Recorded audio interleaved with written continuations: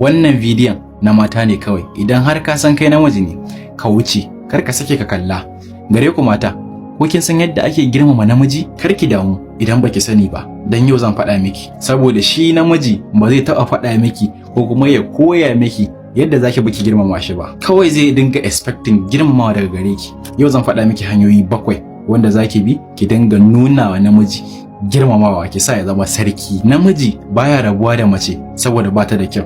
Namiji yana rabuwa da mace a lokacin da rashin girmamawa ya shiga tsakaninsu. A wurin mu maza har da ni, girmamawa kamar so ne, kai girmamawa ita ce soyayya. Idan babu girmamawa, duk ƙaunar da kuke wa junanku sai ta zo ƙarshe. Bari mu fara.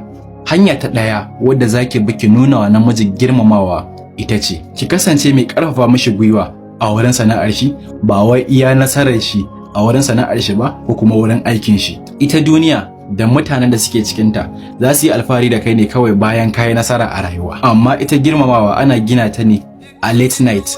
Ƙalubalen da ka tsinci kanka a ciki da sadaukarwar da ka yi a lokacin da kake bibiyar burinka da faɗi tashin da ka dinga yi, amma wannan duk ba su hana ka ka ci gaba da bibiyar wannan burin naka ba. Na biyu shine ki yadda da shi, ma'ana ki yadda da namijin da kike tare da shi, ki yadda da burin da kake so ya ga ya cimma a rayuwarsa. Shi namiji baya buƙatar wata yarjejeniya, kawai yadda yake buƙata, yadda musamman daga wurin macen da yake so yake ƙauna. Idan kika yadda da hukuncin da namiji ya yanke, ko da a ce ba zai iya ba, wannan yaddar da kika yi da shi hakan zai ƙara mai ƙarfin gwiwa a lokacin. Duk namijin da kika yi trusting, ma'ana kika yadda da shi, a lokacin zai ɗauki alhakin rayuwarki tare da tashi, ko dan kai ya baki kunya. Na uku shine ki zama mai goyon bayan shi ko cikin mutane miliyan nawa ne. Idan zaki yi wa namiji gyara akan wani abu da yayi ba daidai ba, ki marke da shi, dan hakan ba zai kashe mai gwiwa ba. Yar karamar dariya, dan kankanan lokacin da kika raina zai zama babban tabo a cikin zuciyar namiji. Ki kasance a cikin faɗi tashin shi na rayuwa. Ina mai tabbatar miki zaki mallaki namijin da ba zai taɓa wulakanta ki ba. A sauƙaƙe, loyal human being. Na hudu shine ki daraja lokacin shi kamar naki. A wurin namijin da ya san me yake yi, lokaci kamar rayuwa ne. Asarar lokacin shi kamar raini ne da rashin girmamawa. Ki girmama faɗi tashin shi, ki bashi sarari ya huta, sannan ki kasance da shi kamar yadda kika yi alƙawari. Na biyar shine ki zama mai ƙarfafa mashi gwiwa.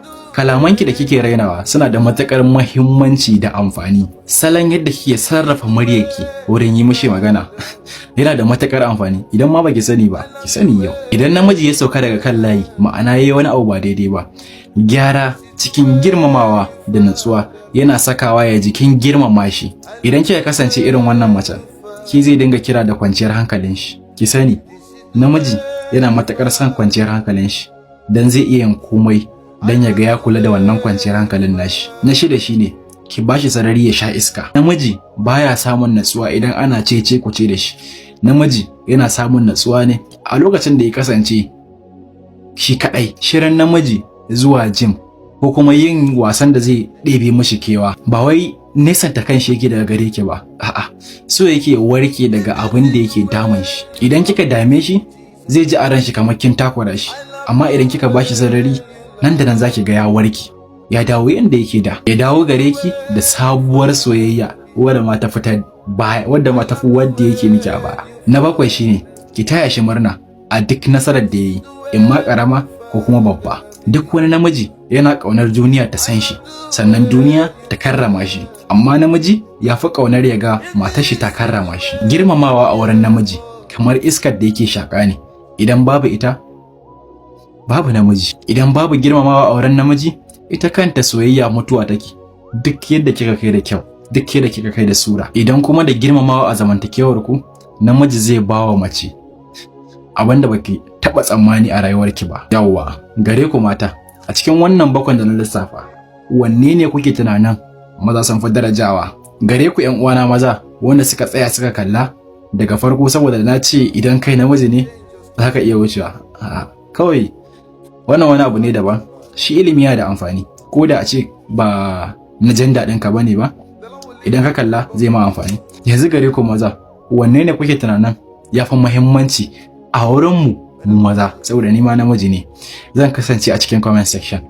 Allah ya sa mu dace.